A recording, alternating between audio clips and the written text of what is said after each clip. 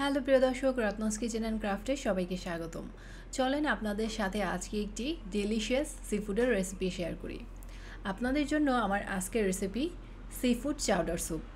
C food chowder স্যুপটি কীভাবে authentic ওয়েতে 5 স্টার হোটেলে তৈরি করা হয় সেই প্রসেসটি আজকে আপনাদের সাথে শেয়ার করব। এখানে একটা পাত্রে আমি 250 ml এর মতো তরল দুধ জাল করে নিচ্ছি। এর সাথে কিছু হার্বস অ্যাড করব যাতে দুধের স্মেলটা কনভার্ট হয়ে সুন্দর একটা হার্বের স্মেল আসে।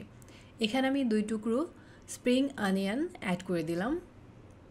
এর সাথে 1 থেকে 1.5 গ্রামের মতো রোজমেরি এবং থাইম এখানে কুচি করে কেটে নিয়ে সেটাকে অ্যাড করে দিলাম।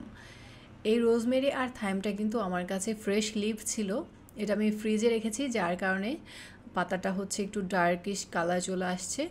আপনারা চাইলে কিন্তু এখানে ড্রাইটাও অ্যাড করতে পারবেন, তবে ফ্রেশ লিভসটা অ্যাড করলে খুব সুন্দর একটা স্মেল আসে।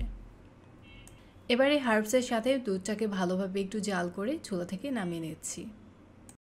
এদিকে চুলায় আরেকটা প্যান বসিয়ে এর মধ্যে দিয়ে দিচ্ছি 1 টেবিল চামচ পরিমাণ বাটার। 1 টেবিল চামচ থেকে একটু বেশি পরিমাণে বাটার আছে, তো ওই রকমই বাটারের পরিমাণ সামঞ্জস্য রেখে কিছুটা ময়দা আমি এখানে অ্যাড করে দিব। বাটারটাই আগে একটু মেল্ট করে নিচ্ছি, এরপরে ময়দাটা অ্যাড করব। বাটারের সম পরিমাণেই এখানে ময়দাটা অ্যাড করছি। এরপর বাটারের সাথে ময়দাটা খুব ভালোভাবে একটু ফ্রাই করে নেব। আর চুলার তাপটা অবশ্যই একটু কমে রাখতে হবে, তা নয়তো কিন্তু ময়দাটা বাটারের সাথে বার্ন হয়ে যাবে, কালারটা নষ্ট হয়ে যাবে। ময়দাটাকে বাটারের সাথে অল্প তাপে খুব ভালোভাবে আমি 2 মিনিটের মতো ভেজে নিয়েছি। এবার যে হার্বসের সাথে আমি দুধটাকে জাল করে রেখেছিলাম সেটা আমি এই ময়দার মধ্যে অ্যাড করে দেব। অল্প অল্প করে দুধ অ্যাড করতে থাকবো কন্টিনিউয়াসলি, আর এই বাটারের সাথে যে ময়দার মিক্সচারটা এটাকে কিন্তু অনবরত নাড়তে থাকবো, তা নয়তো কিন্তু ময়দাটা দলা পেকে যেতে পারে। আর চুলার তাপটাতে অবশ্যই লো হিটে রাখতে হবে।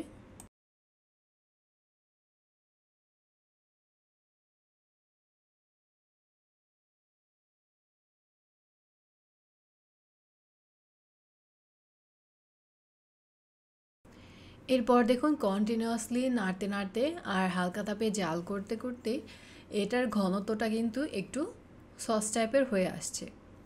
এটা যখন ঘন হয়ে আসবে এই পর্যায়ে আমি এর সাথে অ্যাড করে দেব ফিশ স্টক। ফিশ স্টকটা আমি আগেই তৈরি করে নিয়েছি, একই ভিডিওতে ফিশ স্টকের রেসিপিটাও অ্যাড করতে পারছি না, কারণ ভিডিওটা তাহলে অনেক বেশি বড় হয়ে যাবে। পরবর্তীতে কোনো ভিডিওতে ফিশ স্টকের রেসিপিটি আমি শেয়ার করে দেব। এছাড়া আপনারা যদি মনে করেন যে ফিশ স্টক তৈরি করতে পারছি না, তাহলে কিন্তু ফিশ স্টকের পরিবর্তে আপনারা সাধারণ পানি অ্যাড করেও এই সি ফুড চাউডার স্যুপটা তৈরি করে ফেলতে পারবেন। এবার এটাকে আরেকটু জাল করে কনসিস্টেন্সিটা আমি ঘন করে এটাকে একটা পাত্রে ঢেলে রাখবো। এখানে আমি কিছু সি ফুড নিয়ে নিয়েছি, আর সি ফুডগুলোকে আমি ছোট ছোট সাইজ করে কেটে নিয়েছি। এখানে 5টা শ্রিম্প নিয়েছিলাম, সেটাকে আমি মাছ বরাবরই এভাবে কেটে নিয়েছি খোসাটা ছাড়িয়ে নিয়ে। আর এখানে কিছু ডোরি ফিশ নিয়েছি, ডোরি ফিশটা বাইট সাইজ করে কেটে নিয়েছি। তো ডোরি ফিশটাও এখানে প্রায় 60 থেকে 70 গ্রামের মতো আছে। এখানে কিছু স্কুইড নিয়েছি, স্কুইডটাকেও আমি ছোট ছোট সাইজ করে কেটে নিয়েছি। আর শ্রিম্পটা এখানে ছিল প্রায় 100 গ্রামের মতো, তো 100 গ্রামটা বাছার পরে হয়তো একটু কমে আসছে। এবার এই সি ফুডগুলোকে কিছু উপকরণ দিয়ে আমি মিক্স করে নেব।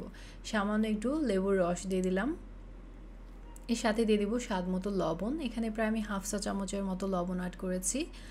এরপর 1/2 চা চামচের মতো সাদা গোলমরিচের গুঁড়ো অ্যাড করে দিচ্ছি।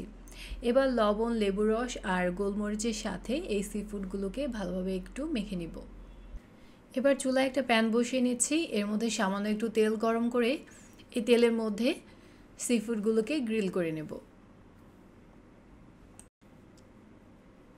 সি ফুডগুলোকে কিন্তু খুব বেশি একেবারে ড্রাই করে গ্রিল করার কোনো দরকার নেই, এটাকে একটু জুসি অবস্থায় কিন্তু গ্রিল করে নিতে হবে যাতে সি ফুডগুলি সফট থাকে।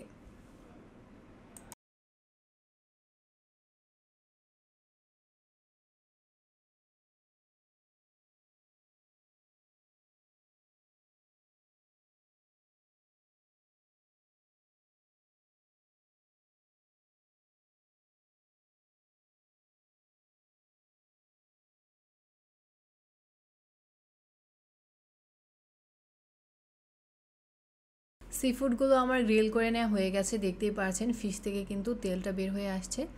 এই পর্যায়ে আমি এই ফিশগুলোকে তুলে নিচ্ছি। এরপর স্যুপ তৈরি করার জন্য যে আগেই লিকুইড পার্টটা আমি রেডি করে রেখেছিলাম সেই লিকুইডটা এর মধ্যে ঢেলে দিচ্ছি।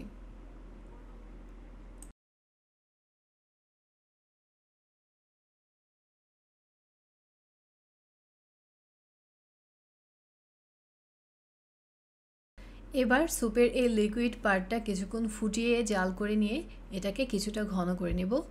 এরপর বাকি উপকরণগুলো এর মধ্যে অ্যাড করব। এবার এই পর্যায়ে এখানে আমি কিছু ভেজিটেবলস অ্যাড করব। এখানে আমি কিছু ভেজিটেবলস ব্রোনোইস কাট করে কেটে নিয়েছি। তো এখানে কিন্তু আপনারা চাইলে 3 কালার ক্যাপসিকামই ইউজ করতে পারেন স্যুপটাকে একটু বেশি কালারফুল করার জন্য। তো প্রথমে আমি এখানে কিছু স্প্রিং অনিয়ন অ্যাড করে দিচ্ছি। এরপর দিয়ে দিচ্ছি ক্যারটস, গাজরটাকেও আমি ব্রোনোইস কাট করে কেটে নিয়েছি। এবার দিয়ে দিচ্ছি ক্যাপসিকাম। এখানে আমি শুধু গ্রিন কালারের ক্যাপসিকামটাই ইউজ করছি। এরপর যে সি ফুডগুলো আমি গ্রিল করে রেখেছিলাম সেই সি ফুডগুলো স্যুপের মধ্যে অ্যাড করে দিচ্ছি।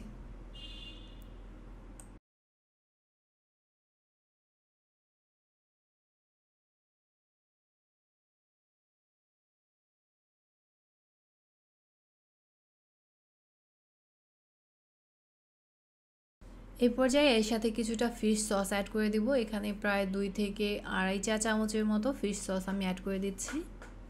এই সি ফুড চাউডার স্যুপটি আপনারা কিন্তু সকালে কোনো ব্রেডের সাথেও সার্ভ করতে পারেন, আবার কোনো সি ফুড রাইস মেনু যদি তৈরি করেন সেই মেনুর সাথেও ইনক্লুড করতে পারেন।